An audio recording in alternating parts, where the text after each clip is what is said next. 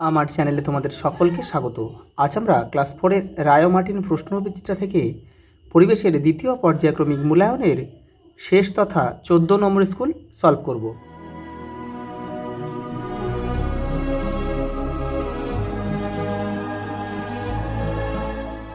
প্রথম প্রশ্ন দেখো, সাপের বিষথলি থাকে দাঁতের নিচে। চাকাকে শক্তপোক্ত করার জন্য তাতে লোহার বেড় পরানো হয়। আর্যভট্ট না গ্যালিলিও প্রথম দেখান যে চাঁদ পৃথিবীর মতোই অসমান? এটা হবে গ্যালিলিও। গম্ভীরাপালা দেখা যায় মালদা। হাতে কলমে, এটা হবে হাতে কলমে শিক্ষাই হলো প্রকৃত শিক্ষা। পরের প্রশ্ন দেখো, সত্য বা মিথ্যা লেখো। সূর্যের নিকটতম গ্রহ হচ্ছে বুধ, এটা হচ্ছে সত্য।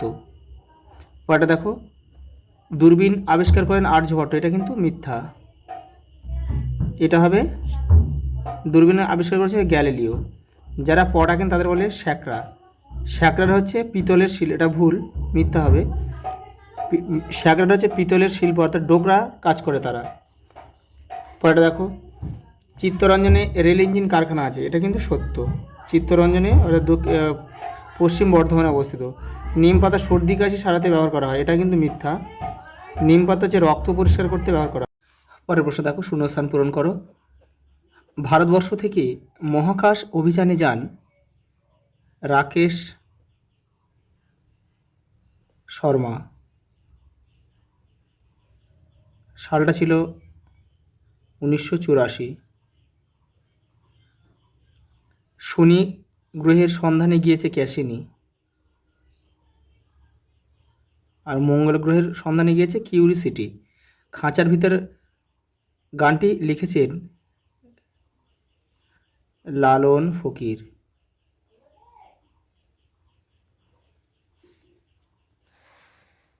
পরেরটা দেখো, অরুন্ধতী তারা ড্যাশের একদম গায়ে অবস্থান করে, এটা হচ্ছে বৈশিষ্ট্য।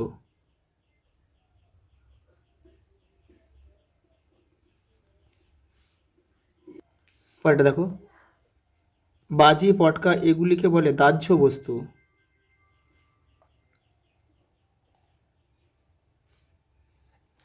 পরেরটা দেখো, একটা ছক দিয়েছে দেখো,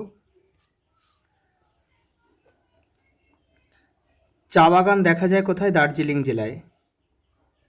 এখানে আমরা ক লিখব। দেখো, মরচে পড়ে লোহাতে। দেখো, ব্রিজ যানবাহন তৈরিতে কাজে লাগে ইস্পাত। দেখো, দিন ও রাত্রি হয়, এটা আছে আহ্নিক গতির ফল, ঘ।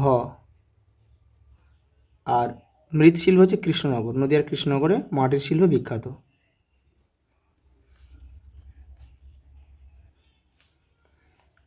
আগেকার দিনে মানুষ কি দিয়ে সূঁচ বানাতো? পশুর হাড়।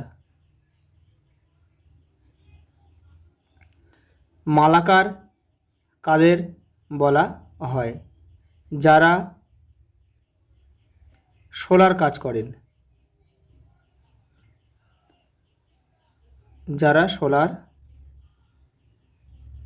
কাজ করে তাদেরকে বলে মালাকার। দেখো, পাহাড়ের লোকেদের জীবিকা কি কি? দেখো, চা পাতা সংগ্রহ, প্যাকিং,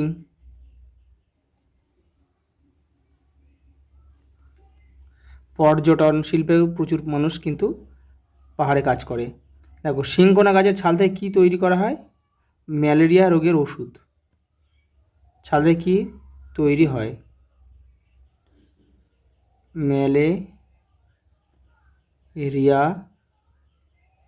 রোগের ওষুধ কুইনাইন।